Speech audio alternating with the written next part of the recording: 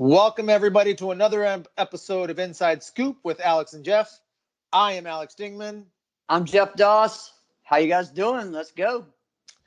I decided this is such an important event that for those of you who will see the snippets of our video, you will see me dressed in a very festive attire for how important everything is.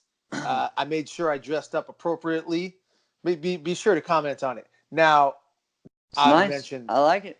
Yeah, it's good. So for y'all that can't see, it's a long sleeve shirt of a Christmas sweater vest, which if anybody knows much about me, I love me some Christmas time. The only person who I think loves it more than me might be Troy Sexton. This dude has a literal Christmas village in his house, and it's his entire basement floor. Wow. Okay. Yeah. Well, we'll get into that another time. My birthday is actually on Christmas Day. On Christmas, that's right. Yep. Yeah. So you should go to his house. He always has a party, right? Man. And the reason I wear it because this is the most wonderful time of the year. October Sports, baby, is the greatest sports month of the year. My body is in condition for top level martial arts competition, and we had it this weekend. Yes. And two major events. We had the Bristol Open. Yep. We had the Pan Ams, which had so many intriguing things happen there. And so with that, I felt like we should kick it off right away. But sounds great. Couple shout outs to start the show. All right. Shout out to my friend Will Cornell III, who has Will.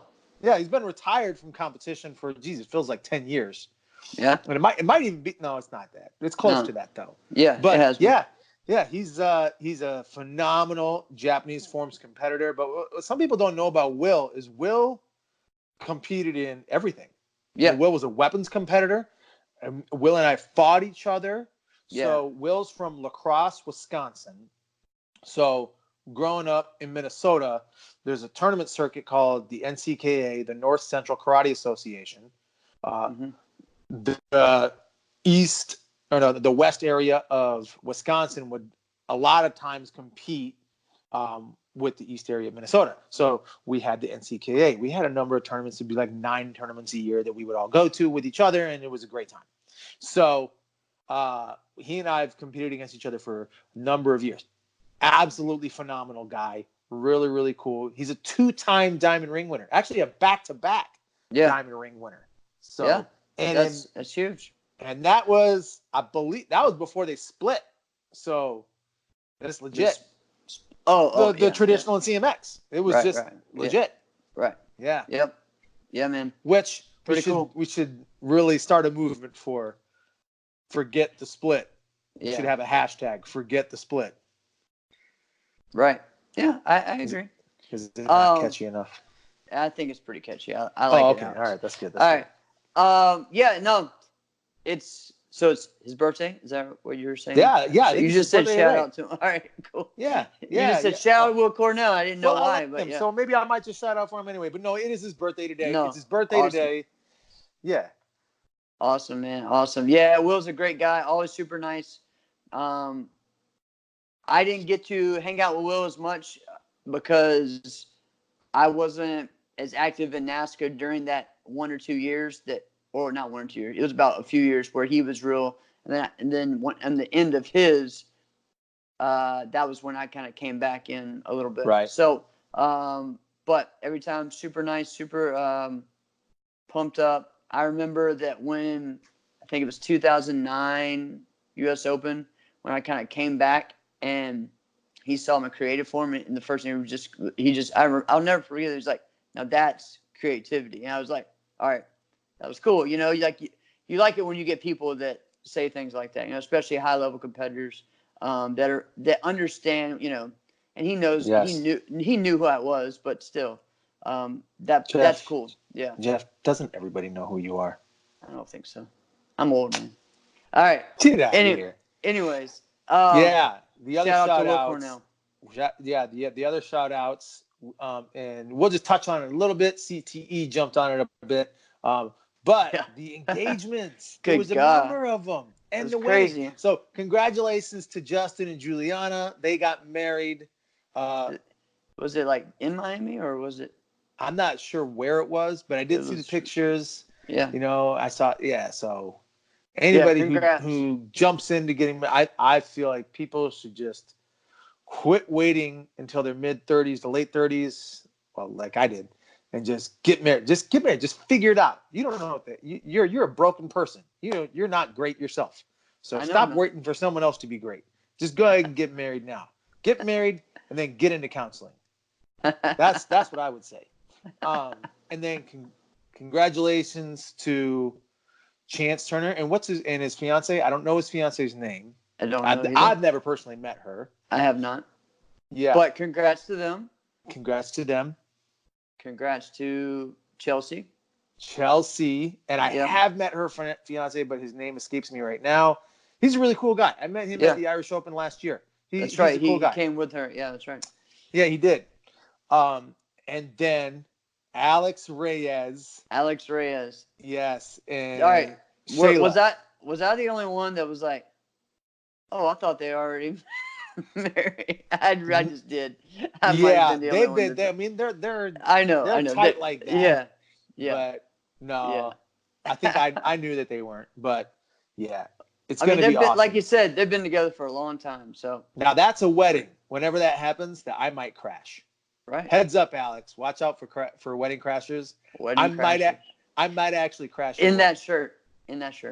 Yes. Yeah. Why not? Yeah. He's a great guy. That would be a phenomenal party, would it not? Yeah. Power. Power. Congratulations to them. It would be a powerful wedding. Will be. Yes. Awesome, man. And then speaking of, let's get right into the recaps of the big events that happened this weekend. Which one we start with? I want to start with Bristol Open. Okay. All right. So the Bristol Open, I paid attention to a decent amount. Now, I tried to watch as much as I could. Obviously, I wasn't there. Right. And I tried to watch as much as I could. And Brandman Dan, if everybody doesn't know who he is, if you don't know who he is, just check YouTube, Brandman Dan, subscribe, follow him. It's ridiculous how much he puts out. He's got a team of people that video for him, much like Sport Martial Arts. But he just individual videos, everything out goes to YouTube. He doesn't do the one other thing I will say is he doesn't do the live streams exactly like Sport Martial Arts does. I actually kind of like the way, like, you've seen his for when he does them for Waco, right? Like, they're pretty good. Yeah, they're good because Waco gives him. They give him a preferred viewing spot. Yeah. So, like, all right, here's an example. For the Irish Open, when they have the gala on Saturday night, right? They give him the best view. Yeah. So sportmartialarts.com has to go on the other side of the ring to really get a view. Right. So they can't. So sportmartialarts.com can't see the score. So he can see the score, and hey, it's okay. You know. No. Why not? So I watched a decent amount of the Irish Open. So, Bristol. I'm sorry. Yeah, I said Irish Open. I meant Bristol. So, and if you've been to many European tournaments, you just find yourself rooting for NASCA guys. Like, immediately you just become one. Like, you just guys, all of a sudden, you just feel like you're on the same team almost. Right. So I find myself rooting for Tyreek, for Bailey, for Matthew. Yeah. Right. And I want to see what's going on. Was there anyone else there besides those three? I know Robbie that those. Was there. Okay, Robbie was there. All right. Robbie was there. He had some good matches. He usually goes to that tournament because I remember watching all of him and Cody's tag team fights one year when they went. I remember watching that. I don't know if you've seen that before, but that was some good time. No, I have seen that. That was one of the first European tournaments I saw that had the tag team sparring, and that was their big thing, like almost bigger than their team sparring at one point. was their tag team I sparring. liked the tag team sparring when NASCA did it, but they couldn't figure out what they wanted to get behind when they did it, so they kind of just went away with it. You know where that started, though, right? I do not, but please tell me. Crane. Crane was one of the first areas that I like. Ocean State was huge with the tag team sparring, and they would do set fights and actual special divisions every year, and they would have like Canada versus USA, and I think they had Chris Rodriguez and like Preston versus That's a good team. somebody like I think it was like Renee and somebody else or something from Canada. This was before Renee was on CJB, things like that, man. And then they just kept pushing it, and that was kind of where I first saw the tag team thing was up there in Crane.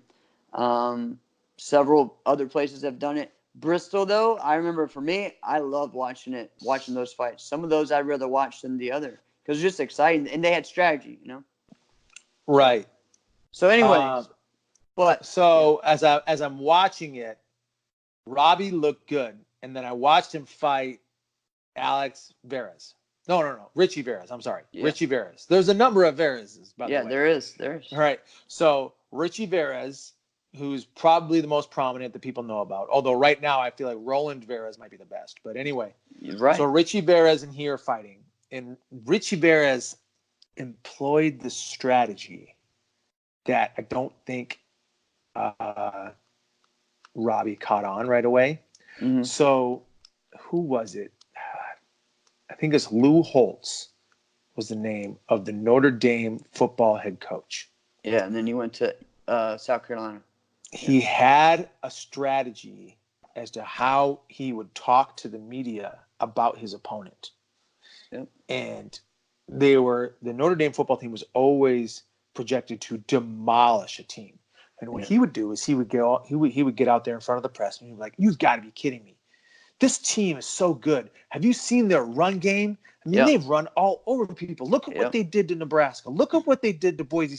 And he would go off and like, we'd be lucky to score 3 points on this team. And then he'd demolish them and beat them 47-3.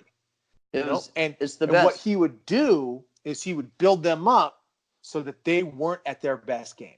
And that was a strategy that he employed.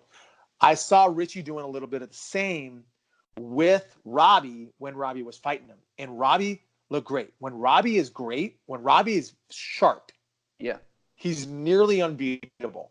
When when his blitz has its best timing, it's dang near unstoppable. Because he's so low, you can't defensive side kick him. You can't you can't counter body punch him. He's too low, and he makes himself lower. He can actually explode and get a decent amount of ground on that. Right. And he's really fast. So when that thing is on, watch the heck out. Oh, and by the way, he's deceptively flexible. So the axe kick is a real threat. Yeah. Oh, he has one of the best axe kicks there is, man. Absolutely. And when you say, all right, who's got some of the best axe kicks? He probably wouldn't even be in your top 15 that you would think of right away. But in reality, it's there. Yeah.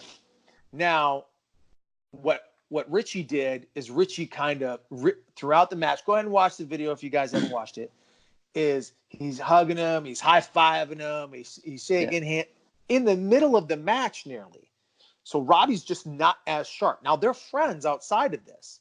So that's what's hard to do. So, So what Richie did is take the killer mentality out of it. Yeah. You're right. So, and then Richie's a good fighter, man. He's good. I don't think he is at the level that he was 3 or 4 years ago, maybe 5 years ago.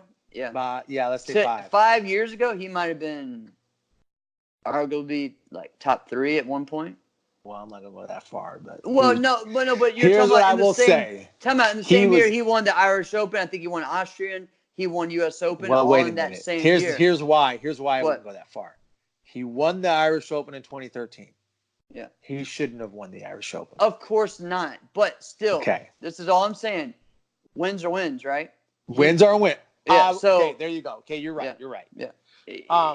He won. He won. Now the other And parts. here's Go another ahead. thing, as a lightweight too. But that's where it's easier. Is it? Yeah. There was not. That was overall grands. There was no division back then. So No, I know that. But the way I mean, with the Euro style of fighting. Okay. The Euro style of fighting, it is much. It serves the lighter fighter a lot more. Okay. A lot more. And here I'll tell you why. Because when there's contact made in the States, fighting and scoring in the corner happens all the time. Yeah. Because you kick the guy out, you can still score. That can't happen. Yeah. In Europe, right. it cannot happen. Right? They reset the match. Now they at least bring them back to the corner. But now they keep them wherever they fell. Yeah, yeah, and then they go to that spot. Or if they got pushed out, they go right back to that spot. Yeah. To the corner. Right. Now, the other thing is if you're in a bind and the person's kicking and it's not at your head, if you just run right into them, yeah, and you get kicked in the body and you flail your arms at them, yeah, and it's fast enough, yeah, this thing where they point both ways, right, yeah, that is actually the only thing I really detest about the judging in Waco is the point both ways. Yeah, I don't like that at all. And it's because it's so easy to do. It's such a cop out because you can't say, well, I didn't give you that. Well, a person can't say that you didn't give them the point because you pointed their way, but you didn't really give them the point. Right. Because calling both ways is just the same thing as saying, yeah, I saw nothing, because nothing really happened. Right. The downside is if you go like this and one other guy thought, oh no, that guy actually scored, you just gave him a point, even though you wanted to call nothing. Yeah. But because you wanted to be nice, you pointed both ways. That's why I hate it. So no, I agree. When I watched the fight with Bailey and Elijah. All right, here we go. Now, first of all, I knew the outcome of the tournament before I watched any videos. Yeah. Elijah won. Hand claps to Elijah. Yeah. He won. Congrats. What? Back to back, right? Well, not just that. He said it was his 10th overall of the year. This year. Open weight. Yeah. Open weight this year. Yeah. Awesome. Amazing. What? Yeah. Yeah. That's crazy. I think only Jeff Doss has done more things than No. Okay. Right. I haven't done that much stuff. What are you talking about? So, anyway. We can get into that with other people, with forms and stuff, I'm sure. That's a good point. I'm sure Jackson has won a bunch this year. I know there was like a year where John Valera didn't lose. Probably. Yeah. But a friend of mine, Tim Conkle, won 20 over grands one year, something like that. In one calendar year. Yeah. Get the heck out of here. Yeah, and that included like the overalls when you went overseas and things like that. So yeah. All right. Anyways, go ahead. Homeboy went to work. Yeah. So I'm watching the fight with Bailey and Elijah, and Elijah has a reach advantage. Okay. So when I look at matches, I look at it in advantages and disadvantages. So, and sometimes it's simpler to just remove yourself from it and just take a step back and say, okay, who's got the advantage in this? So if I say Jeff Doss, whatever you know about these two fighters, Bailey and Elijah, who has the reach advantage? Yeah, I would say Elijah. That's easy because he's like 17 foot 2. Freaking, right? Yeah, it's crazy. Right. Yeah. Who has the kicking advantage? I would say let me help you out there.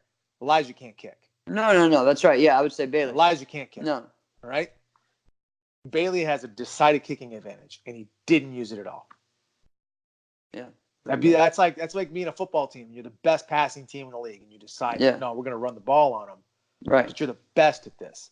So while I would give him a little bit of credit with that style, if Elijah can run forward while Bailey's kicking, they can create a jam. They can create a jam. So I can understand a little bit of the strategy. Right. But you have such an advantage in that. And it's not like that's Bailey's thing.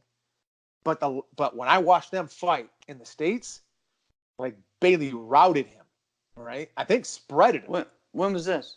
That's U.S. Open. No, not, but not this year. Not this year. All right, that's what I was saying. Because Elijah beat him for the overall. I mean, the open weight. Sorry. Yeah. Not this year. Not this year. Yeah, gotcha. All right. So, and now, okay, since that moment, Elijah's level of fighting has gone up considerably. Insane. Right? I mean, when you just think about everywhere he's fought. All right. And now listen to this. This year, I mean, man. If I asked you who threw more body jabs, who would you say? Body jabs? Like front match. All right. Front hand of the body. Yeah. Bailey. Right? Bailey did, right? It was Bailey by probably 3 times. That's one of, I think, the problems when now he's fought over there a lot more than some of the other top competitors, right? Him and especially this year, I think they fought over there 3-4 times. Him and Tyreek. Yes. But sometimes I think the Americans go over there and they overcompensate for that style. Sometimes. And I was a victim of that as well. However, I liked the way he threw it, but I didn't like that he was throwing it as much as he did. All right. Now, him might look at this and go, Alex Dingman, who the heck are you to say that? All right, I get it. Whatever. Right? Whatever. I mean, who is? He didn't. I'll give him credit. Skip Bayless? Time out. Who is Skip Bayless? Right. You know, don't get me going on. Don't get me going on him. You know. So we'll talk about that later. But anyway, I'm just saying. I'm not a huge Skip Bayless fan. We can say what we want to say. As far as sports talk, like debate shows. Yeah. All right. My guy right behind me is my favorite, Chris Carter. Yeah. No, he does a good job. Now, Bailey threw it offensively, which is the way I don't mind a body jab being thrown offensively. It's the defensive body jab where you're getting attacked, you're about to get scored on, and you just drop your body and throw your hand out, and then it's a score. That's he didn't do that, but he kind of took himself out of the game a little bit and gave Elijah too much respect. Okay, I'm sure he's kicking himself and he's probably saying I could have won that because I looked at that match and really believed that he could. Yeah. Those guys, man, you're talking about 2 fast kids, man. God, they're awesome. It's really amazing to me that there hasn't been more lightweight knockouts. And the reason why is because they move so fast. Yeah. I look at the way that they're moving, the speed of the guys that are moving now. I think it's faster than it's ever been. Right. And it's amazing to me that there's not as many flash knockouts. So I know this. You look at someone like Tyreek or even Elijah. Sure. Maybe from the outside looking, because we wear uniforms, we don't wear our shirts off, stuff like that. They may not seem like the most cut up or whatever people, but you look at Bailey, that dude is pretty jacked. They're ripped up. Yeah. I mean, Elijah, I know he is, but I'm just saying, like, he looks like someone who would knock you out. So here's what's funny. Bailey would look like someone would knock you out. The Point Fighter Cup, I believe it's in Milan in June. So in the finals, they make you fight without your top. Right. Yeah. Yeah. And so there's been some years where I'm like, man, I wish I'd have made that finals. And some years where I'm like, I'm glad I didn't go to that tournament. Yeah.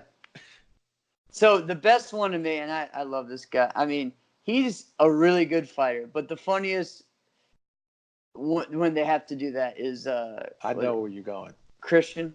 Right? Yeah. I love Christian when he wears that, man. He represents for all the dad bods out there, and he whoops people's butt, man. I'll tell you, speaking gotta love that guy. Here's something you may not know about. So I'll just say Christian from Corrali because I cannot even get close to pronouncing his last name. Me neither. That's why at least I can say his first name. And it's 400 letters long. All right. He's a really great guy. Yeah. Now, here's something you may not know about him. He is the most decorated Corali fighter. Yes, I know that. Yeah. He's fought and won a world title at dang near every weight class. Yeah. And every European and world championships he's won. Yep. Like, it's crazy. Everything. Yeah. Yeah. I think the only thing that he hasn't won that would put him above everything else is like the Irish Open. But he's won a lot. Right. Right. Well, he hasn't won as many of the open weights as the others, right? Correct. But if you Correct. look at like his divisions and the medals, yeah, he's above He's most one. of them. Yeah, he's the most decorated. He's the most. Yeah, it's pretty cool. So yeah, and I watched a few of them. So, and Neo, who's now on DKS, I watched him fight too, and I forget who he fell to, but he's either gonna feast or famine when he comes to the States, because this dude is really fast, but there's a level where you can either kick really, really well, or it's an extreme detriment. And he's more of that in comparison to where the American fighters are. So that's just something where you either got to own and don't kick at all, like Tomas Imre. Yeah. You will see him kick 2 times in 3 years, maybe. Pretty much. Right? Yeah. And or you just gotta say, no, I'm gonna be really, really good at this. Right. And it's the same thing with Elijah Everill. He doesn't really kick that much. No. But I watched go ahead. All right. So right now with the way Elijah is, he's what, 21, 22? I'm not sure. I would say somewhere around there. I mean, can we put him as top 5 of all-time English fighters? I mean, I'm sorry, this guy is killing it right now. I don't know. Is it over Dude, I mean, Alfie? Not over Alfie Lewis. I said top 5 and say the best. I mean, I'm just saying, like, Alfie is the man. He's got to be number 1. He's got to be up there. For me, growing up, there wasn't too many that came overseas except for Cashman, J.C. Cashman. He came over and fought a lot in NASCA and in BL and was amazing. But the one that for me is like the most legendary, it's like everyone knows this name, but they've only seen like sketchy videos of him, is Matt Winsper. You know, Winsper's the freaking man. And what about MVP?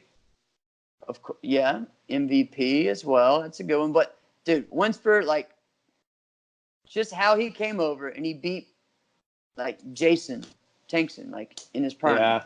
He beat people like that. He won team fighting with Keith Weston and Larry Tankson as the main guy of that team over a team that had Damon, Raymond, and Damon, Carlos, and I think it was Jose Pacheco. Then the other team had Raymond, Jason Tankson, and Ryan Huntley, right? Like those are just more like he did it by like with a 40-year-old or 45, which Larry Tankson's amazing.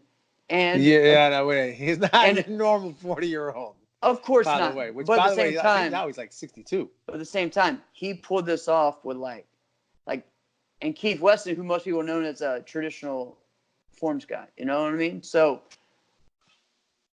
that was just in its own, just that one tournament alone. And then you see when he went to Twin Towers in 98, 99, and he did this and that, and just all the stuff he's done. That dude is a legendary English fighter. Elijah, amazing. Alfie, amazing. Alfie's son. Elijah's up there. Yeah, and right now, it doesn't look like it's going to stop anytime soon. But is he going to win a lightweight overall in the States? Is he coming? Right. Is he coming to the Diamonds? Is he going to win the Diamonds?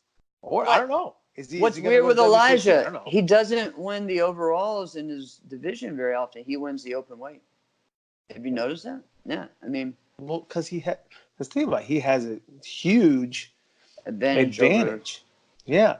The speed over the other guys that are the same height as him. So, but the guys that are the same weight as him, look at what I mentioned earlier. They don't do well against the heavier guys. They are the better kickers. Yeah. Okay. Right. Enrique Latona is a much better kicker. Right. Before we move on to that, I don't think he was at Bristol. But as far as I could see, I did not. Think he was there. They just released something that I guess there's a Waco World Series rating or something. He's number 1 in both adult and junior or something like that. Is one he of the still a top junior ones. though? Isn't he like 19 or 20? No. He's like 18 or 17. So, and Okay. yeah, he fights in both over there. So Well, yes. So I mean, congrats to him. I mean, it's crazy just how in 3 years he's become this Yeah. guy. I mean, we're And I'll talking about say that. From Guatemala, there were people weren't really talking about anybody there. So we mentioned last week when we talked about the world titles, we mentioned the Lakers. So when they scouted him and they picked him up to be on Top 10 USA, off of Velocity. yeah. Well, I mean, but Yeah. at the same time, it's a No, small I'm team. not saying. No. I'm not saying. I'm just saying. But big ups to Murphy for giving the first shot. Man, and then Murphy's good. Murphy's good. Murphy's a good coach too. Yeah. I give it to Murphy. So that's basically all that's notable that I can really think of from the Bristol Open. The women's. I didn't look in or even watch any Yeah, of that. I think I forget her name, but it's a German woman who won the women's over Anna Condor from Corrali. And then the junior boys wasn't all that great. Sorry if anybody has emotional Honestly, attachments man. to them. Now the junior girls, I don't really like real quick. watching a lot of the junior stuff. No, I skip over it most of the time. However, yeah, this but one I'll watch I the want to junior talk stuff in about. the States, man. I'm just saying it's a little different. So this I see happening in Europe so much more, and I, for the love of me, cannot understand why. Bailey did it to somebody, and I believe her name is Ashley from TMA, Tala Martial Arts. Mm-hmm. She won the junior girls title, open weight. When someone gets hit in the body, they just drop to the ground and act like they're giving birth. And like, yes, you got it can't hit. be that bad. I saw it. You got hit really hard. But I understand that much of that is just to kill time. Right. I get the strategy of it. But you look like you should just leave the building and never come back. Right? Like, show a little bit of self-respect, soak it up. Don't worry about it. None of them, and I'll tell you why. None of them have been jump spinning back kicked by Raymond Daniels, because that is one of the hardest kicks that there is. That thing hurts like a son of a gun. I've been hit by it, and you soak it the heck up. So it is amazing to me how many people drop. What is one of the number one sport in most of those countries? Kickboxing. Wrong. Soccer. Oh, okay. It's team sport. Gotcha. Soccer. Soccer. Well, okay. What do they do in soccer? They're worse than LeBron. All right, I know that's your man, but whatever. Get off. But anyway, they're flopping all over the place, complaining about this and that, crying. It's almost become like part of the culture. I hate to say that, but in sports over there. Well, correct. That I agree that it's part of the culture. But man, let me ask you this. Uh-oh. Let's say you're fighting. Yeah. Right? You're in a tournament. And Ross Levine sidekicks you right in the solar plexus. I would What are you doing? My eyes are probably doing this. And I'm just like, you don't show it. You don't to myself, I probably won't be moving, but I won't be screaming, because if I was screaming, that wouldn't make any sense, because I lost my breath. You know what I'm saying? Like, so if you really were hurt that bad, you wouldn't be yelling that much. You know what I mean? Like, it makes no sense to me. It's the funny thing when people, like, this happens in wrestling all the time, and they'll try to get the ref to, like, stop the turn or stop the match, because you're like, I can't breathe, he's choking me. You're telling me he's choking you. So obviously he's not choking you, because if he was choking you, you wouldn't be able to talk, right? You wouldn't be able to breathe. That's kind of the way that a lot of it is, right? I'm hurt so bad. Oh. No, you would be in so much pain that you couldn't speak. So shut up. It's like, that's just the way it is. It makes my blood boil a little bit, because if you get hit and this might sound, and it's not in a sense of arrogance. It might sound like that's what it's about to be. Oh yeah. You can never, if somebody hits me, all right. For those of you listening who've been hit by one of Raymond Daniels' jump turn sidekicks, they freaking hurt. They hurt really bad. All right, and you will know. All right, so when you get hit by it, you do not show that it has affected you. In fact, if you can get hit by something like that, and you can look at them straight in the eyes and say, that ain't nothing. All right? Right. There you go. All right? It does something to their psyche. However, when you get hit and you drop like you're about to die, it's the worst thing you can do, because not only okay, yes, we understand you got scored on. Those are the points. But now you've psychologically taken yourself out of it. Yeah. Now you've just informed the other person where and how they should hit you. Right. And now the benefit of the doubt on a close call is Yeah. completely out of your court now. Oh, of course. But what I'm saying is just that, like, they go above and beyond, man. It's Correct. it's not like they got hit and they're actually hurt. It's an acting type thing, you know. Like, all right, the worst video and the worst thing for me was when New England Open that year, where Jack and Ross fought, which I knew I was going to bring this, which I don't, because I hate seeing that, right? But that was not fake. No, that was not. And that was legit. He was hurt. Yes. But still, Jack carried himself the way he needed to. You know what I mean? Like, but he got dropped. But that's a big dude. But he didn't. You know, he didn't say a word. Well, that's what I'm saying. He took a step back, and his foot.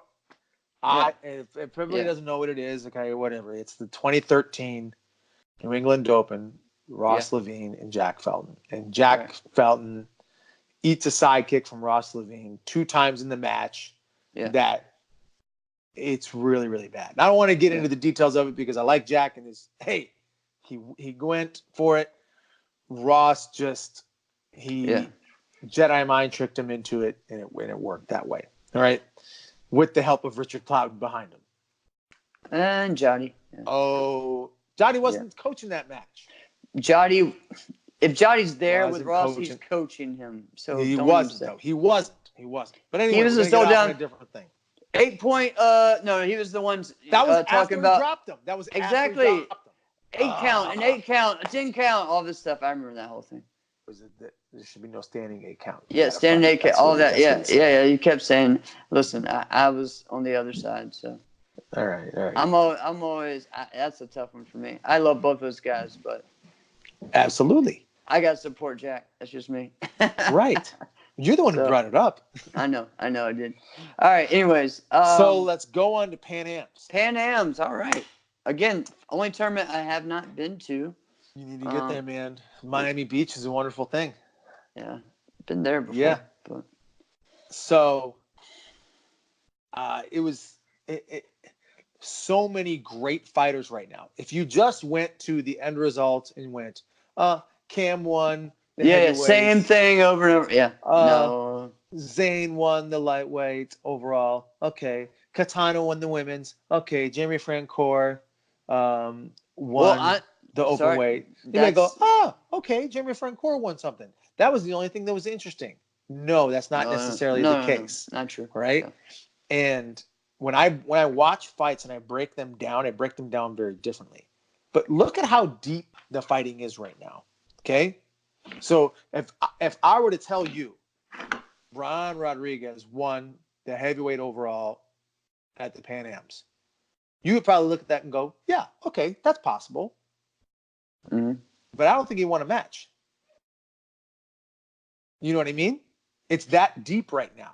Yeah. It's just that deep. There's so many guys that are that good. There was a time where you would enter the tournament and there'd be like 4 to 5 guys who really had a shot to win the whole thing. Yeah. Right? And the rest of us were going to kind of be competing for like second or third place in our division. Right? Yeah. But it's so deep right now that the guy you fight first, they're either getting sent home or they could win the whole thing. Correct. Yeah, yeah. And for me, before it seemed like there was only a few tournaments that was like that. Like the Battle, the past 2 or 3 years has been like that, right? Right. And certain other ones, but now like there's several tournaments that have been like that. So in Pan Am's like, I don't know if the move did help them or hurt them.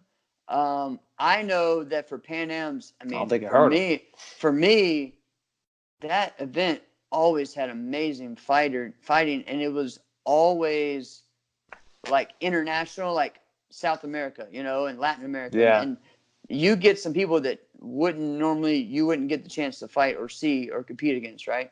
Correct. Never been a big forms tournament. I think this year, because it wasn't as later, it might have been a little bit better than in the past. Right. And when you are at an area like that, you get a lot of good people from Mexico and stuff, which if people haven't been to Mexico, like their Japanese forums are amazing.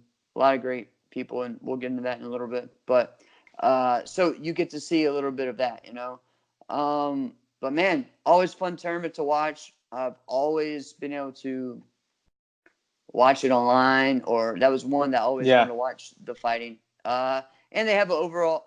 Wait, they didn't do that though this year, did they? Did they do the overall? They always push that they did an overall grand. No, that didn't happen. That didn't happen. Was it because did they just shout out? Or I'm not sure. What? I'm not sure what it was. Okay. Interesting. So, but I want to get into a couple of detailed matches. So, Zayn beat James Poor. Yeah. Okay?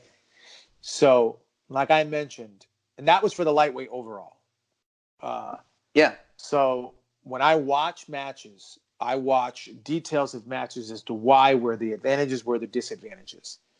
Zayn has improved himself as a fighter 200% from when he first started coming to terms, maybe even more than that. When I first started seeing him a few years ago, I saw Zayn in Mexico before he ever competed in America. I'm just telling you, no. Yeah, and I'm like, he had a lot of raw talent. I'm like, dude, what is? Yeah. Forgive me, Zayn. I'm like, what is Sideshow Bob doing out here? Dude's getting whooped. Come on now. Right? Yeah. He's like that now. And one of the things I think is so good that he does is he's able to, while kicking, readjust his chamber and lift it high. So the thing that really can make your kicks different and give you an advantage over another fighter is not just how great you can side kick. The round kick is the most dangerous one for you to throw because it's the easiest to get scored on while throwing it. But the hook kick or axe kick, so like when James was kicking, Zayn would hook kick around and wouldn't just leave it at the same level. He would elevate the level. So what that does is that stops James from kicking, because if James keeps coming now, he's going to get kicked in the head. So James had to stop and readjust and back up.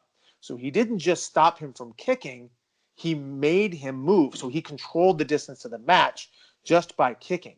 Now, some people would say, oh, that was a wasted kick because you didn't hit anything. No, he controlled the match by missing the kick. Yeah. So the miss of the kick was intentional. It was intended to move him. And then he was able to manipulate what could happen after that. Yeah. So I just think watching that and just the readjustments of things was just so much different. Now, I secretly was wondering, watching that, I'm like, is James going to make another huge comeback like he did at the Diamonds? Right. Is he going to do it like he did it? Yeah. And no, Zayn got it. So that was good. Now, the other thing that I was looking at was, is Cam gonna keep on this tear? And he did. Yeah. And now I don't really want it because I'm like, there's so many guys I would really want to get it in front of him, but I really want to see it happen. I want to see him win the diamond. I badly want to see him win the diamond. I want to see him do it. I want to see him win the diamond. One question. So, because I don't know. I know. So Jeremy won open weight. Did Cam do open weight, or? I'm not sure. Yeah, see, I'm not sure. I didn't Yeah, get to really it's see it. possible he didn't. Yeah, Possibly he didn't. Yeah, I mean, if he did and then lost, I mean, that would be. shouldn't that be like a big deal? If someone should be excited they beat King. I mean, but for right well, now, no, I mean, you still want to win. I get all that. I'm just saying, but this dude has not lost. So, like I mentioned, like earlier, like is this guy lost a game of tic-tac-toe? Yeah, no. He is on a tear. We all know why. And Did you like the uniforms? uniforms? I like the uniforms. I like the all white. Or was it? See, I like the lettering. The lettering, because it looks like the Taco Bell lettering. Yeah. Cool. I hope they, and I'm thinking the reason why the uniform looked the way it did is because they were up against the clock.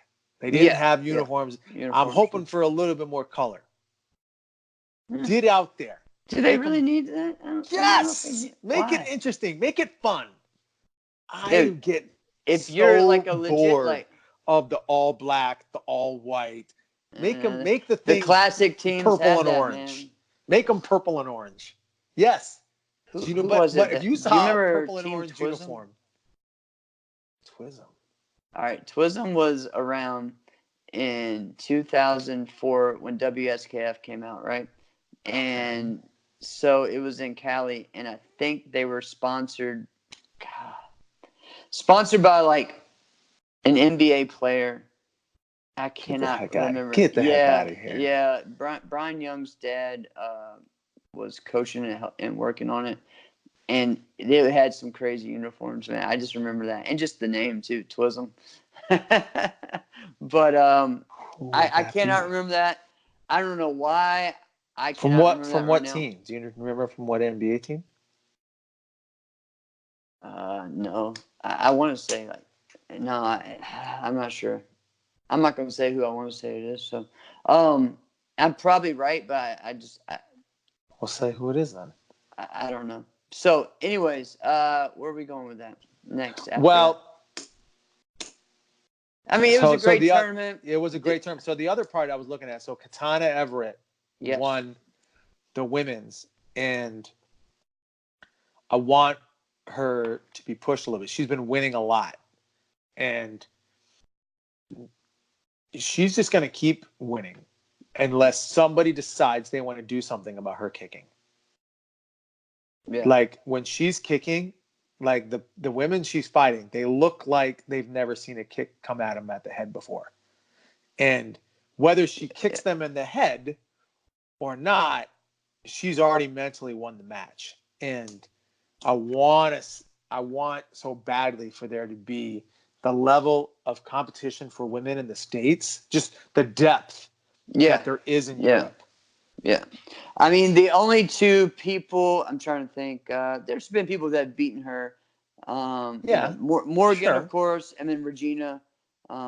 Regina has beaten her very well several times. Well, I'll tell you. I'll say those. This. We talked about this weeks and maybe a month ago. So Katana won the diamond. And outside of people from National Karate, nobody knew who she was. So she's a National Karate black belt. Right. Okay? So if you didn't go to National Karate, you didn't know who the heck she was, maybe. Right. And she beat Gina during the day. That was her hardest fight. In the run. That was her hardest fight. Not for the final for the diamond. No, she beat Raylyn Perkins for the diamond. Yep, for the diamond. That was not the hard one. That was the simple. It was. No, I wouldn't say that. Simple strategy. Right. Okay. Beating Gina, you could almost, the ring was getting close to your finger right then and there. That was that was intense. Because I feel like if Gina would have won, it would have been the same thing for Gina. Yeah, she would have won. And that's not anything against Raylyn. It's just it's not a difficult strategy against her. Right. So I mentioned this before. It was a student of mine, Ashley Dahlquist, who, when those two were juniors, Raylyn only beat her one time. And I'll tell you, it wasn't like she had a different strategy. It's the same dang strategy. So anyway, but right now, someone's got to do something about Katana's leg. Like nobody's even trying. Yeah. And And she does the same type of thing I was talking about with Zayn, only she does it a little bit better, where Mm. she lifts it up, like as she's kicking. If somebody goes to kick with her, she just lifts it up and goes over, Yeah. and then it stops everything. So Now, they have to stop. But Go ahead. that's something that's improved over the past year, right? And I'm so happy Yeah. to see it. Yeah. So happy. So Because yeah, I mean, she's a whole different type of fighter. One of the cool things about Dojo right now is, yeah, they have a great team, but a lot of those guys are training together on a regular basis. So her and Zayn, I'm sure, get to train. Her And kicking several other, has improved an extreme amount. So after she won the diamond, the very next tournament, the big tournament, was the AKA Warrior Cup the following year. Yeah. So I mentioned this weeks and weeks ago. So a student of mine, her name was Taylor. All right. She was in high school. Yeah. She's like, she had stopped doing karate for so long because she was doing competitive volleyball. Yeah. She comes back and she's like, hey, I decided I want to do karate again. I'm like, yes, Taylor, you're awesome. At one point, she was like, I felt like she could have been the best junior in the world. Yeah. So she comes back a week and a half before the AK Warrior Cup, and then she tells me, she goes, hey, I think I'm going to go to that tournament. I said, you should totally go and watch and check it out and see what your division is going to be like. She goes, no, I think I'm going to fight. She had done one fighting class, in 2 years. Her first fight is Katana. Yeah. And she put the whoop on Katana. She beat her like 10-3. All right. Yeah. And because Katana tried to employ that same strategy against Raylan, it wasn't not the same people. Right. Katana grew. Right. So if there's people out there, so the depth of the women's divisions are not as great in the States as they are in Europe. And take a guess why. It's this big movement that we're talking about. They treat women with respect there. That the same amount that they do the men. Here's one place too where there's become a lot more depth, and it's in Mexico. If you have seen, there's a lot of more Mexican women fighters coming out. Dude, they're no joke. You can watch, like, I enjoy watching the open weight women fights in Mexico almost as much as the men, because it's funny. It's kind of like how we talk about how Elijah has won, open weight, but not really as much in his division. And there's 2 or 3 females there in Mexico, and I don't have their name. I will get them another time. Yeah, I feel the same thing. Win like every open weight, but can't win their division, or can win or have been in the final against us, or beat them all the time in this, but then and there's a lot of great fighters, especially right now, women fighters in Mexico. And then it's also weird too. You have the ones that do really well here, but then you go to a tournament in Mexico and say, okay, well, this person wins all the time in the States. They're going to win here, and they lose first round. Well, to some people else. have their tournaments. Yeah. Oh. Where when they show up like, man, that's my tournament. Like, you just feel good when you enter and you're like, I'm winning today. Right. What was that for you? Which tournament was it for me? Yeah, when you're like, oh, that's my tournament. So it used to be for me, it was actually like diamonds. My first 5-6 years, I won my division every year.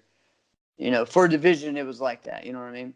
And then remember, I told you how they used to take the top 3 in runoffs.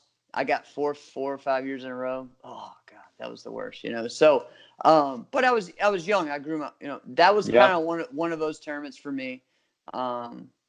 Older, it became other ones. It was like Survivor down years, which still kind of the same thing. Even almost 6 years later, it kind of felt the same way. I haven't competed in 3 years, and I went and won everything. Ones like that. I don't remember any other ones that really stuck. There was everyone that was supposed to be my local tournament. I didn't do very well at. Like Charlie Lee's never did that well at. DC, on and off. I had some good times there, but yeah. So I don't know. How about you? I don't know if I have one. I mean, maybe bluegrass. See, and I could say that too, but then see, it depends. It's different because I could say like I was consistent winning my division on certain tournaments, and then I was like big time at other terms. Like making sure I won grands or something like that. Like it would just be weird. Like again, But I never won. Yeah, I've I don't had know. certain tournaments where I went.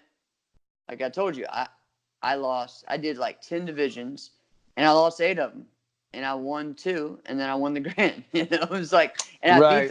I beat the person that beat me 7 times in the division and other forms divisions for the grand. It was like there's just been things like that, and that may get into another thing that we're talking about with stage, right? The difference in stage and during the daytime. Let's jump into that one real quick. So Yeah. I was listening to the CTE. I don't know if you've got a chance to listen to the CTE yet. Yes, so I just finished it right before we started. and I'm listening to it as I'm in the car. And Travis hits Chris up with this question. And he says, hey, if you're fighting someone they're like the other guy in their division, they're the guy, when do you want to fight them? The moment Travis said that, I'm in my car and I'm yelling out, second. You want to fight them second fight? Second fight, yeah. Chris says, second. Absolutely, second. And I'm like erupting because it's exactly it. You never want to fight him. Travis said the same thing too, right? Yeah. I can't remember if Travis echoed it or not. Yeah. I think Travis he did. He did. So you don't want to fight him first if you can help it. Just because you want to gauge where you're at. Right. Mentally, physically, emotionally.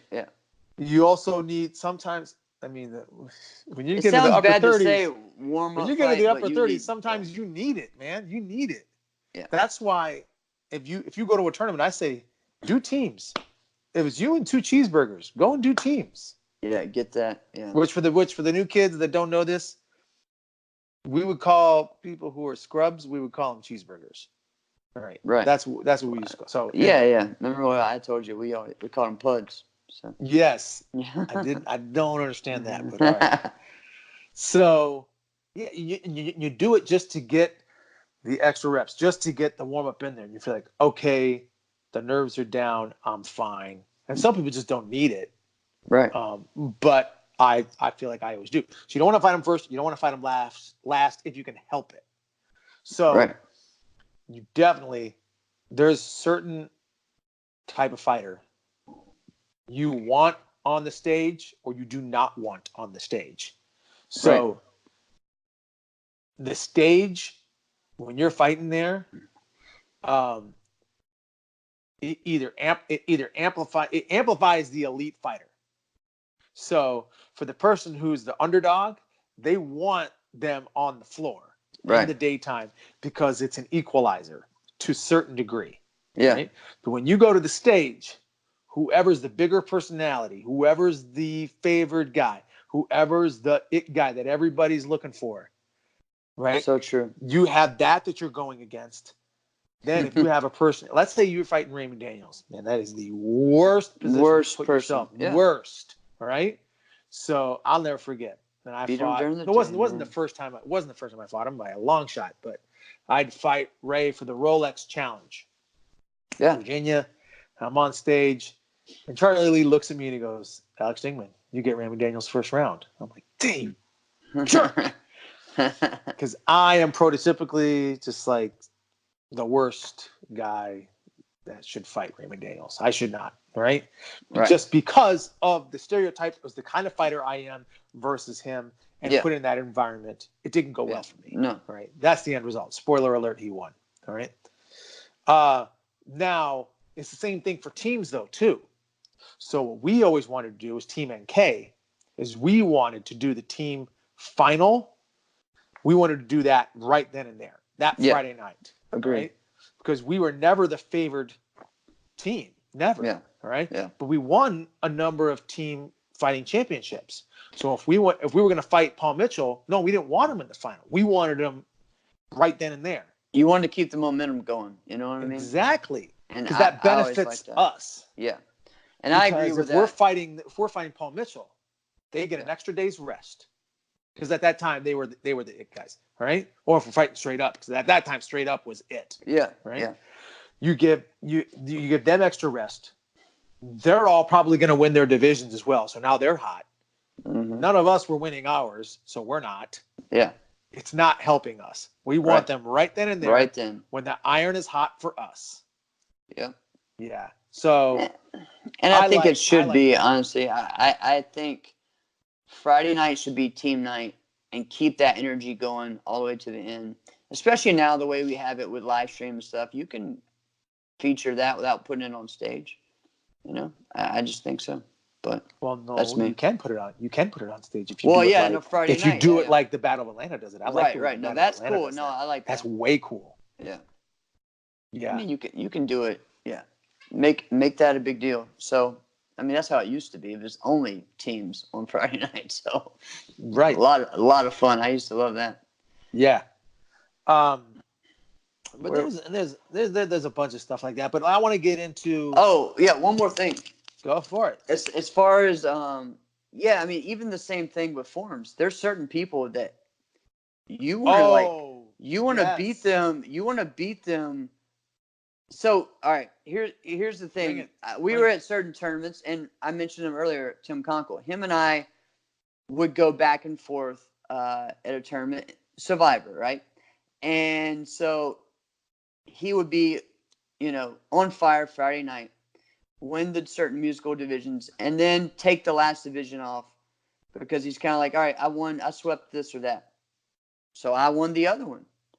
Then the next day, I may win creative. He was like, I won him on musical. I'm good. Who does that? Bad idea to let me come on stage. You know what I'm saying? Like, I know how to run, and that's kind of the way it was. With his weapons, he beat me all the time. That was the way it is. With forms, no, it wasn't. And he knew that, and we joke about it all the time now. But that was kind of, the thing. And then he decided, like, after the next year, like, I'm not doing that again. I'm doing every division and going all the way through because I understand, like, you can't let certain people get to the finals. Did you beat him anyway the next year? Yeah, I did. So it didn't matter? No. But, okay then. But what I'm saying is, like, for me, I'm a finals competitor. You know what I'm saying? Like, who are some of those competitors for forms? We're like, they are the finals competitor. There's a couple that come to mind. Gabe Renaga is a finals competitor, and that dude is legit. I mean, as far as in the finals, and you can love, hate. Who hates Gabe Renaga? Well, because some people, you know what I'm saying? Like, because it's not really traditional, but, it's fun. Gosh, is it but it's fun. But it's fun. And this dude gets people pumped up. And it was one of the coolest things ever when he did his comeback with us in CJB. And yes, I learned a lot, man. He became, like, in 1 year, we never hung out. He ended up being, like, as close to me as anybody. And we only really hung out for 1 year. And, man, it was really cool. So, Gabe, good dude, man. What about Carmichael? Carmichael's a stage competitor. Here's why I say Carmichael, because when I think Carmichael, there's so many great things that he's done, but there's one performance that comes to my mind. You think the Crow? Yeah. The Crow. But he lost, and that sucked. But that was one of the coolest things ever. You might as well say he won. You might as well just say you should have won. I loved it. Dressed up like the Crow. So for those that don't know, there was a movie in '94, Brandon Lee, which was the movie where Brandon Lee got shot in and he died. Yeah. He looks like. Sorry, some people would actually know more of when you say he dressed up like Sting. More people probably Sting dressed up as the Crow as his character, right? Sting the wrestler, and a lot of people probably would know that more than they would the movie Crow. Hate to tell you that, but that's probably the truth. I know I'm a pro wrestling guy. That's not what happened though. He dressed up like the Crow. All right, he dressed up like the Crow, did his form to this music, and was really like, it was a presentation. Right. I liked it. It was the form really itself. cool. I will admit, was not his best form. No, it wasn't his best, and especially when you're going against someone that no one had seen yet in a big-time atmosphere who had a kick like Kingston did. He lost to Kingston. Kingston, that was his first grand. Kingston is going to be on one of your in your top kickers list. Yeah, and he came out of nowhere too, and then Yeah. after that, Kingston became the man for the next year or two. Yep. But anyways, like that was like something you didn't see in NASCAR. You saw that in NBL a No lot. uniform. No uniform. Yeah, and it was Went out an there with a NBL leather thing, trench coat. right? He had gi pants and a turtleneck, almost like an Under Armour before they had Yeah. it, right? Yeah. And I And don't a even think he leather wore a trench belt. coat, and Yeah, his hair was all wet and slicked back. But at that time, everybody was cool. doing the slick back, long hair thing, where they would just let it flip and fly. Right. But So he that was owned really cool. all of it. Yeah. So that's one. Gabe Carmichael. Yeah, there's a lot, man. And honestly, John Valera, because John did not do the same form he did during the day as he did in the finals. And he never did because he did Korean. That's right. And there was a lot of things like that back in the day that the divisions were different. Actually, a lot of the Korean winners did a different form in the final. So there's a lot of ones like that. But man, it's cool. So I mentioned this. So Anthony Atkins is the one guy I never beat. Anthony Atkins, he would do a different form from the division to the finals, but this dude would have a different form the very next tournament. Yeah, of course. He would do that all the time. It would blow my mind. I'm like, dude, we just had a tournament 2 weeks ago. You just have a totally different form. It's like, yeah, I just thought I'd change it up and have fun with it. Like, yeah, I mean, he's a performer. That's that what dude you have is a to performer. Do. That's what you have to do. I mean, that's right. the way. I mean, him and I are very similar in that mindset on that. There's only a few others that are like that like, different stuff all the time, and just kind of we'll see where it takes me. I've done that on the spot. A lot of times it's been because I messed up and I was forced into that. But that's that. Oh man. But let's go into the next topic: competitors of the week. I'll let you go first. Oh, all right. Man, I just blanked out almost. All right. So one of my favorite competitors ever, she showed up at Pan Am's this week. Her name is Daniela Barrientos. She is from Mexico, and I call her the queen of women's sport karate Japanese forms, whatever you want to call it. To me, she is the best sport karate, like open style, traditional forms competitor, like Japanese forms competitor I've ever seen.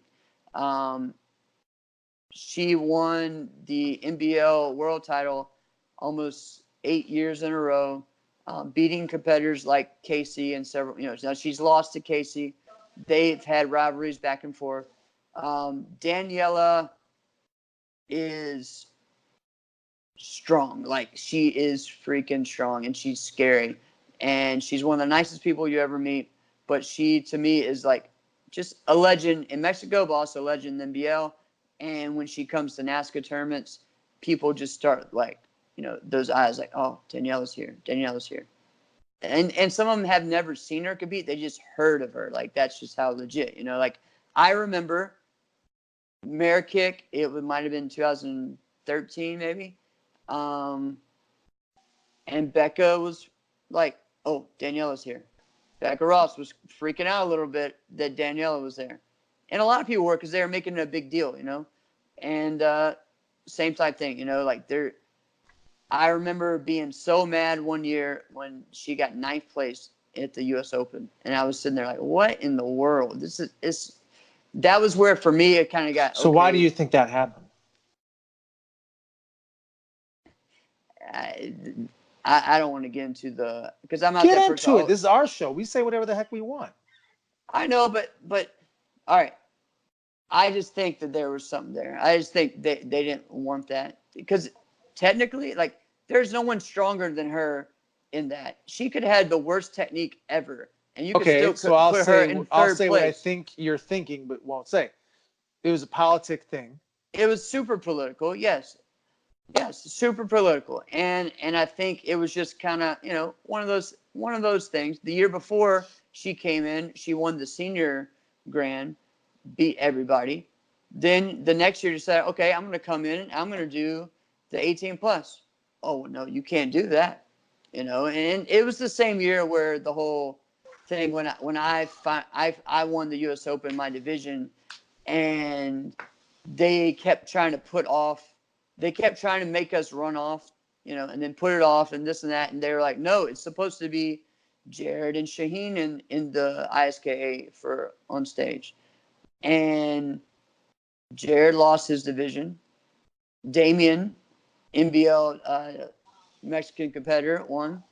I won Korean NBL. So it's supposed to be you guys. So it should have been us, but they wanted to run it. They don't have to do that. They can do whatever they want to do. But the whole thing was, no, we got to run it off so we can get rid of these NBL guys. I heard 6 people say that. And it was just funny to me because it motivated me just tons. And I mean, that was that same thing happening that year. There was a lot of people from Mexico there that year. Were doing great. I think that was the first year of the Open World Tour thing, and they were giving some of those guys like a seed because they were, international competitors. So, right. So I just, to me, congratulations to her. She won the women's traditional challenge. She lost, I guess, to Sammy in the overall. Right. I didn't watch Sammy's form. I like Sammy's form. I just know that there's no one that has the presence and the intensity that Daniela does. And so, I mean, we've had some battles, her and I, in NBL. We tied 3 times on stage. Why in one did you guys compete against each other? Overall grands for super grands was just all the top traditional world champions against each other and all the top open world champions against each other. And you just kind of went that way. And so it was just all out. And then her, I, and Brandon Birch had a 3-way tie. We went and did our form again, another 3-way tie. Then they pointed it off. Brandon was eliminated. Then they pointed off between us 2, and I won. So wow. it was crazy, man. It was intense. That's a real win right there. It was crazy, So we've had some head-to-head just battles. And she's just a beast, man. So Daniela Barrientos from Mexico, she is representing INMAC now. So I think we're going to see her some more. That, yeah. So my competitor of the week, sticking with the females. Yep. Is Chelsey Nash. Chelsey Nash. We mentioned Chelsey earlier. Congratulations to her and her new fiance. I'd Chelsey say Nash. Top 5, at least, of all time. Maybe. Yeah, she's in the top 5, yes. Yeah, definitely top 5, definitely. So, yeah, she's there. When Chelsey was competing, nobody was more dominant in any division. No. Any man, woman, child, no one was more dominant than Chelsey Nash. Right. And it's such a bummer that she's not competing when Morgan's at her prime. Yeah. Now, Chelsey beat Morgan. Yeah. And Chelsey beat Morgan when Morgan was rising up. Yeah. Morgan has then reached another level. Right. But you can't say, oh, Morgan would beat Chelsey because it just didn't happen, Right. If you would look at Morgan and say, Morgan's just doing things that nobody's ever done, you can look at that, and to some degree, maybe that's the case. Right. But it's just so sad that we didn't get a chance to see them compete against each other all the time. Chelsey. Same way with, I would love to see Chelsey and Regina battle more. Yes. Same, yeah. So when I asked you, I was like, what's your tournament? So Trevor's tournament is the Diamonds. Yes. That would be Trevor would not do a tournament all year. Maybe he'd do like, I don't know, Kumite, and then he'd just do the Diamonds, Yeah. And he'd win the ring. Yeah. And you'd be okay, this is clearly your tournament. This is this is your event. And that's what people would say. Like, Trevor will do the Diamonds, and that'd be about it. That's all he's going to do all year. That would be what Trevor Nash would do. Well, Chelsey also had the Diamonds as one of one of them. Yeah, she's only lost one match at the Diamond Nationals, and it was when she was no, it was when she was a junior, and it was for first place. Oh, and so, so she's won 5 straight diamond rings. Right. Yeah, and it's legit. No, but the last time she went, I think she lost, and I think Morgan won that year. I kind of remember that because that was her last time that she really was competing. I think she did lose. You might. Yeah. I'm not going to say yes or no. No, I just remember because she was not on stage and she was watching her brother compete. And, yeah, I remember that. I think it was the last time she really was competing full time. So, anyways. Yeah, you might be right. So, but she's been that amazingly dominant. And you watch her, and she really did it. And it wasn't that confusing. It wasn't that complex as to what she was going to do. She's going to blitz you. Yeah. She's going to blitz you. And I would joke around all the time. And because, Greg Betlock's one of my great friends. I'm like, Greg, she's you in female form. Yeah. Only she's a better kicker than you. Yeah. and she doesn't kick. Right.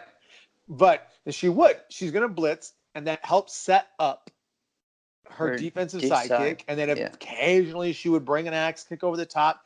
Typically that was just to move someone back, just to stop them. But then if they were foolish enough to keep coming, then she would land it. And she was that dominant. She's won world championships. She's won the Irish Open.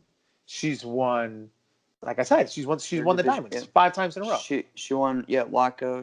Yeah. Yep. So she never got to win the open weight. She was runner-up several times at Irish Open. She won multiple divisions there. The last one that she was in. God. I know. I'm watching it. I'm right next to Justin Ortiz. We're shoulder to shoulder. We're watching it. And she's fighting Luisa Galati.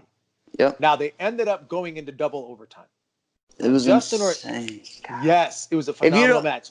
Go out, watch that fight. Watch that fight. 2014 Irish Open Women's Final, Luisa Galati and Chelsey Nash. Okay? So Justin Ortiz is right next to me. Probably 10 seconds into the match, he says, "Oh, she's kicking too much. She's going to lose."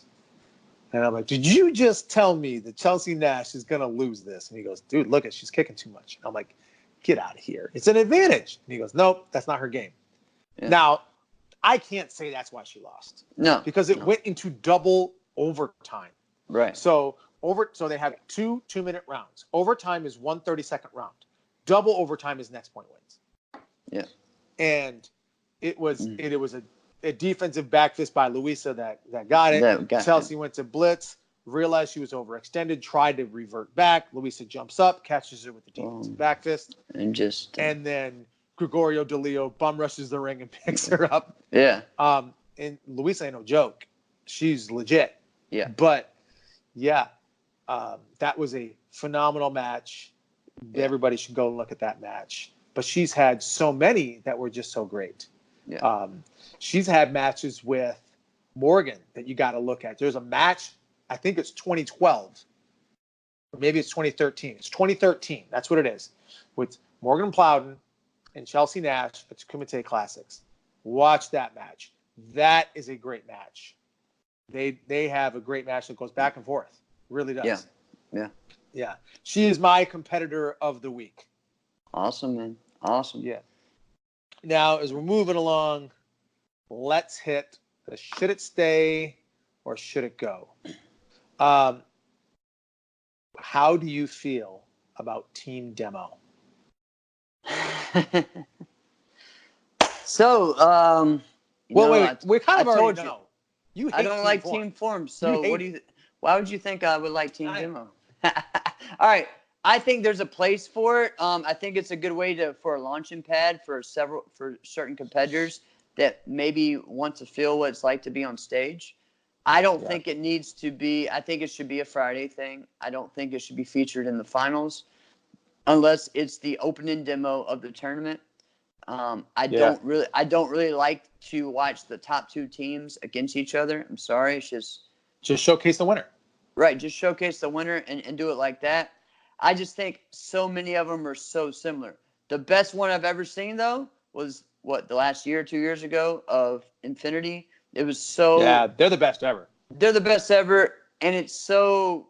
They've taken up a notch. They're always the cleanest and everything. And just so. Now they're the most creative, which is really cool. So, big ups to them, Mike Welch, all of their team.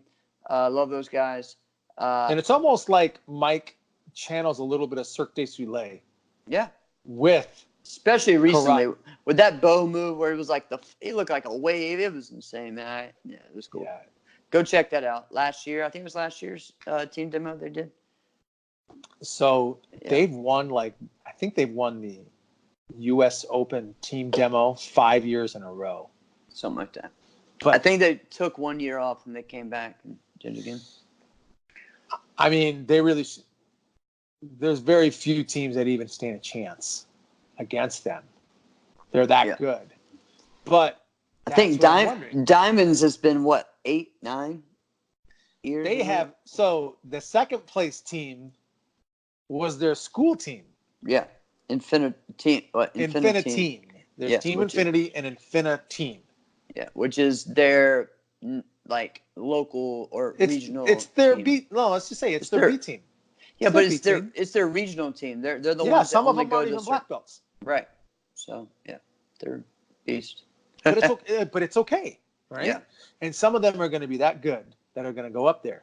So you look at that and you go, okay, from a guy like Mike Welch's standpoint, team demo is perfect. It's perfect for him because look at what it's done for him and his people, right? So, so earlier this year, and I was just mentioning this to you earlier, that Jordan Bonneberger is just a guy. He's going to right now. He's in college. He's going to I think it's Purdue, right? Mm-hmm. All right. And so at the AKA Warrior Cup earlier this year, he was going against Jackson. It was just the two of them, and Jackson had an okay performance for his standards. And I remember leaving, his performance was done, and I remember feeling like, he left a little bit out there. And it must have been that he went down to his competition. I know I've been guilty of that. So as he's going out there, I remember feeling and I feel like Jackson's the best bull forms competitor of all time, right? That's how great I think Jackson is, right? Jordan was going to beat him, and Jordan dropped. Now, Jordan is really good. He's really good, but it was only because of what happened with Team Demo, right? That's where he became a thing. He wasn't going to do all this stuff on his own. It was because he was part of the Team Demo that got him to do that. So I think it has a huge benefit there. On the other side. Definitely. On the other side, in the finals, that is literally the last thing I want to see. Agreed. Only I want to see that slightly above underbelt grands, which underbelt grands I hate. I would rather stab myself in the eye with a fork than watch underbelt grands. Yes. All right, next one. The next one. Let's talk about this. I say so. Team demo to me. What do you say? The last one. I'm not a big fan. Since you love Team Forum so much. I like keep it a division. That's fine, but either do something else. It doesn't have to be the top two in the finals because that's 10 minutes, and then plus awards plus everything else. That's 15 minutes on and at off. Least. Yeah. Yep. And here's one thing I just really, really feel like we just need to get here as a sport. Presentations need to be completely done with. Yeah. No presentations ever again from here on out. Right. Done. Do them before the final starts, or do something like a pre. What's the point of it? Let's really go back. Let's analyze. When you say presentation, you mean Jeff Doss is gonna do his form. You have to come in and you have to do your presentation for your form. I feel like that should be done forever. Gotcha. What do you feel? That's my best part of my form, man. Ah, see, I knew this. Everybody's gotten emotional All right, attached so to that. no, but that's just me. Anyways, I'll cut out all the other stuff. But yeah, no, when I thought you meant presentations, I thought you meant like awards and things like that. Oh, They those want to need to hand not out and happen that. at all. Yeah, correct. So, anyways, Those can happen in the next cigar one. room later. Next one. Next, Triple Crown. So when I was growing up, the Triple Crown, NASCA's Triple Crown was, and I guess this was actually before it was NASCA. Actually, I think it did supersede that. Yeah, it was the Battle of Atlanta, the U.S. Open, and the Diamonds. Those were the Yep. three. The fourth that was like the one that everyone wanted to include in there but didn't was Bluegrass, right? And then even then in 95 and 96, they did the Atomics Grand Slam, and U.S. Open was not I don't included. remember this. And it was Battle of Atlanta, Bluegrass, Nationals, and Diamonds. So that was kind of like, haha, this is our Triple Crown. So Atomic sponsored a tournament league that was inviting and seeding people from other leagues into it. It was the day before, the day after the other tournament. So, and the idea was to create a team to compete at the Pan American Games, right? To try to get some type of sport karate team in the Olympics. So wait a minute. Didn't So happen. they used a NASCA tournament to also have their own tournament. Right. So the NASCA tournament wanted to do it. And so the day that's after, a hustle right there. The day after, there was the Atomics Grand Slam. So I stayed after. We did that. We had top competitors from several different ones. You got a few that went from other leagues, but not really. Then the Bluegrass was the day after. Same thing on Sunday. Diamonds did theirs Friday. So we did our tournament Friday night, and then did the tournament Saturday, because back then there was just teams. Then if you did that and you won those three, then you were seeded, and we went to Arnold Classic in '96 as the overall type thing, right? So we did that. No, I never went to that. You get all that, and then that next Battle of Atlanta, they presented the jackets and the warm-ups to all the winners and did some, all this and that. That was kind of our end thing, and never happened again. We were supposed to go to the Pan American Games. We were supposed to do this and that. Yeah. None of it happened. None of that happened. I mean, I won all four of those tournaments. If you won all four of those, you were supposed to get this. And it was cool because it was something different. It was extra. I mean, it was different rules and different things. But yeah. So what do you feel about the Triple Crown? Growing up, that was the thing that like defined you, man. Like I remember David Oakley. The reason why he's so revered growing up is because he was the only person to win the Triple Crown 3 years in a row as a junior. He won like 86, 87, 88, right? And a lot of people probably don't know who he is. No, but I have no idea who this guy is. He was a junior competitor, and he won all those tournament grand champions, and he won that. Carmichael was about to tie that, and he lost doing the crow thing. And he lost the Triple Crown that year because he lost doing the crow thing. I remember this. I still would have gave it to him. Oh yeah, Terry Kramer would win the senior Triple Crown several times. It was a rare thing, right? Now, but then you started getting into NASCA the late. Tried to bring it back. They did. And nothing really, now it's compete. Well, see, it was too hard. Here's why. U.S. Open and Diamonds. Which one? What it is? Which one? Okay, let's say you did that. How are you going to take the Battle of Atlanta out of there? You know what I'm saying? Now, okay, let's say you did this. Let's say you went with the original three. Okay, U.S. Open, Battle, and Diamonds. Okay, let's just say that. Yeah. But then that year, the AKA Warrior Cup might be the best tournament of the year. Right. Oh, I know. I mean that's one of the issues. Or let's say Miami. Everybody just shows up to Miami. Shows up. Yeah. Everybody's there. And it's the it tournament that year. So then what's this Triple Crown really worth? Well, it's consistency more than anything. It's not just about one tournament, but yeah. But here's what's consistent. Chris and Travis touched on this. all the top guys show up to the tournaments. Yeah. Every single one is the same. Yeah. Every single one is the same. The only thing that's different is the hotel ballroom you're in that time. Yep. You never really see the city. There's no environment that's different because we're always indoors. The judges are the same. The competitors are the same. The venue really doesn't. It's just you're just changing. Where's my plane ticket being booked this time? Where's my plane ticket being booked this time? So it really doesn't matter. Right. So there's got to be something that's different about the US Open or the Battle or the Diamonds or whatever it is. Now, the only thing that you can really say of those that it's different is the Diamonds gives a diamond. Yeah. But it's starting to lose its luster a little bit. There's too much. Yeah, there's too much. It's just because give out 317 diamonds. Yep. Yep. So now, what would it if you could pick 3 tournaments? Let's just say worldwide. Jeff Doss could pick 3 tournaments, and you would say, "These are the 3. You win these 3. You're the bomb guy." All right, like that are currently happening right now. Yep. All right, so, God, see, that's hard for me, but is it though? Yeah, because I'd say Battle, Diamonds, and Irish Open as the best 3 tournaments as far as competition wise. That's what I'm saying. How is it that hard?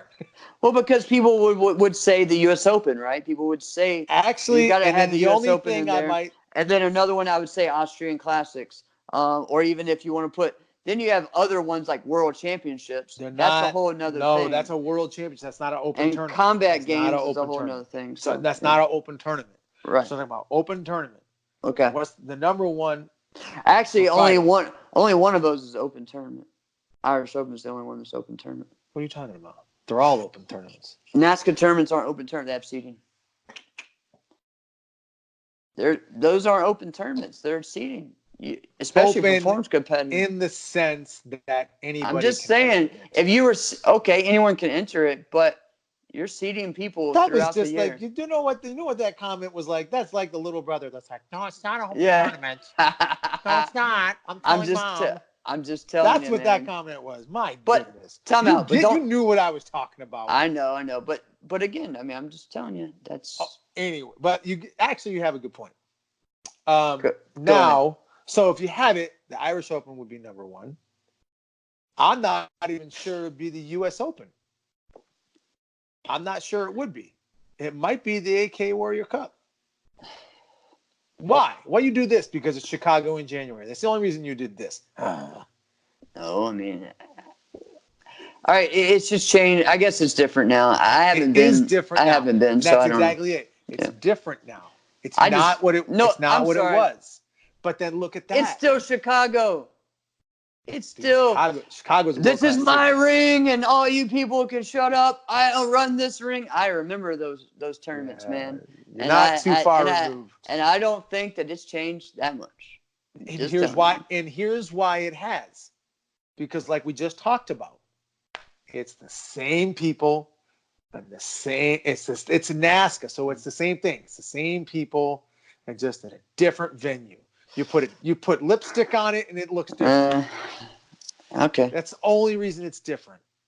So if everybody goes to these tournaments, what is different? I would say the Battle looks the most different of all of them right now. And I think it's because they push their production value. They've tried to do different things similar to what we are doing with the podcast. They do things that again, I'm going to bring up wrestling, but like you love yourself some wrestling. I do. Those types of events do, like an access at WrestleMania. You get to do the autographs and you get to participate in this and that. They are trying similar things. They haven't gone to that extreme. Outside of the competition. It's still the luster of the event. I'm with you. That's I like it better. That's what makes it an event. Okay, so if all the top competitors go to, I don't know, the AmeriCkick, and they did for a little bit. Let's just say it was kind of big for a while. But it ain't now. All right, that's what this tells you. Hang on, I'm getting close to that.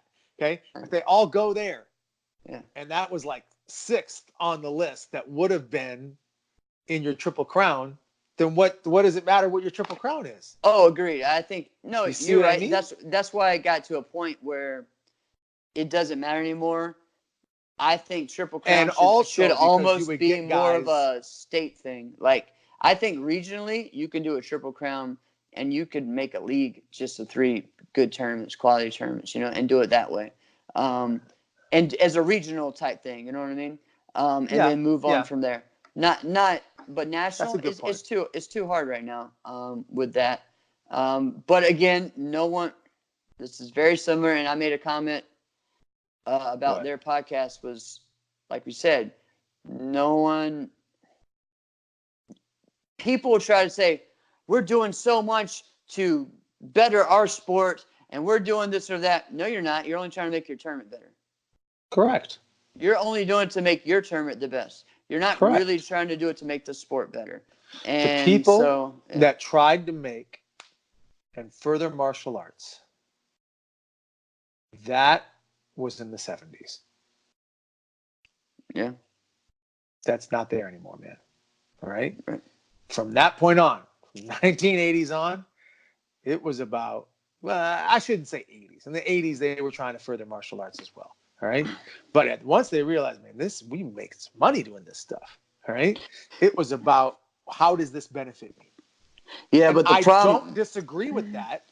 Yeah, but you got to look at the long-term thing. You can't just think of, all right, this is I get my tournament is the only way I can make money. Well, that's a limited mindset to do. Why shouldn't we look at how I can make a little bit off of every tournament, or I can do this or this or that? That's really the way it should be. It should be a way where everyone is benefiting from each other.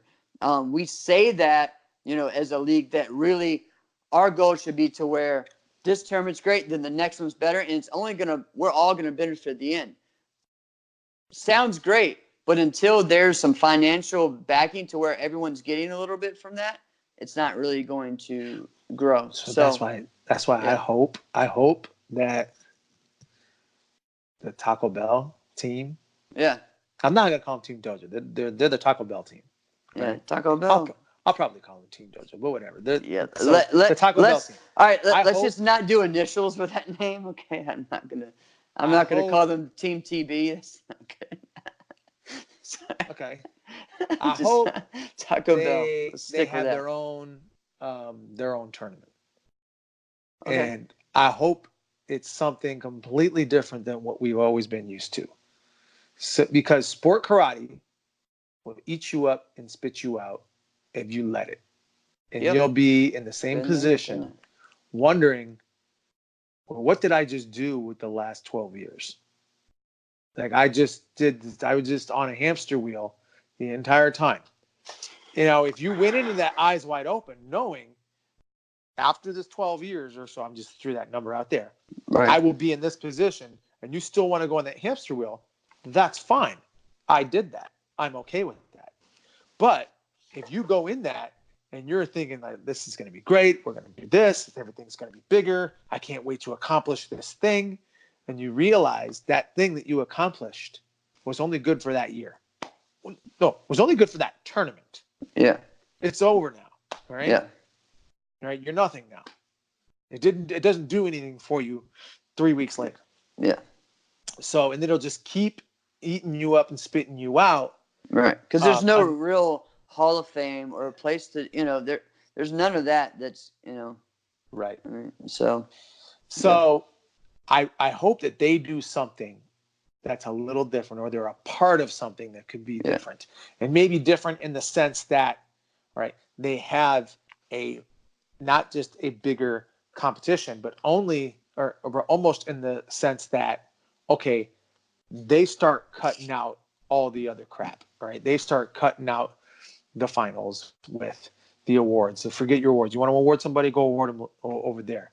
And all right. Go ahead. Go. The Triple Crown is actually the best setup for TV, for a series, right? But it doesn't work. Right. It doesn't, if it's a standalone 3 tournaments and it's not related to any other circuit or anything else, a standalone type thing, it could work. Because that's what the Dew Tour is for that. You know, that's what the other, sorry, that if you don't know, Dew Tour is like action sports, like X Games or whatever. Correct. But not saying you don't know in case our audience doesn't know, which they should. They're Spoiler alert. Stars. Yeah. I didn't know. Serious? All right. So anyways, but so there's things like that, right? And that type of atmosphere could work for something like that, but it doesn't work when you have a league of 10 tournaments and then you have another league of 20 tournaments and then you're going to pick 3 tournaments from each of those leagues. It doesn't work. But at the same time, the people do more tournaments when there's more tournaments. Oh yeah, we've definitely agree on that. No, shorten the amount of tournaments. You can't diminish that. No, but people are going to compete outside of the other leagues. That's fine. But it's like This is like a standalone type all-star style league. You know what I mean? So that could be something special, right? Which people have tried. People have tried to do it. People have tried to do it, but they didn't consult you, right? Right. I mean, there's a lot of tries. They need to consult Jeff Doss so that they Time can out before we finish up. That's what I'm saying. Who all has gotten? Do you guys remember the email when it was about the sport karate, like the NFL version of sport karate? Have you gotten that email before? About sponsored by, I think it was American Airlines, and there's this guy, and he tries to do this every 2 years, and it never works. What? And he tries to have sport karate teams from each state, kind of like the World Combat League, right? But doing it with fighting and forms and all this stuff. But the thing is, this guy, his name's Dexter Kennedy, right? And no one really knows who he is, but he just said, I had this idea, and I'm going to make it happen. And I'm going to make it happen. And yeah, it's so funny. Every 3 years, I'm like, oh, really? He's trying this again. I've never seen an event. I've never seen anything that happened. Me and my karate instructor, Johnny Watkins, talk about all the time, like, dude, why did you do it? Why don't you just at least get a tournament first? He didn't even have a tournament. He just said, this is my idea. I'm going to go full force in it without really any following. You know what I mean? So, yeah. Some people's ideas are too big for them to handle. Right. I've been there. And your idea can be the best idea if it was somebody else who had the idea. Well, yeah, you can't do it on your own. You know, you got to have a team, and it's patience, and sometimes you need to be plugged into something else to get into that. So, right, awesome, man. So, congratulations again to all the winners. Yes, the past events. Congratulations to Chance, Chelsey, Alex, Justin. And Juliana. Happy birthday to Will Cornell. And this has been another episode of Inside Scoop with Alex and Jeff. I'm Alex Dingman. I'm Jeff Doss. See you guys next time. See you guys next week.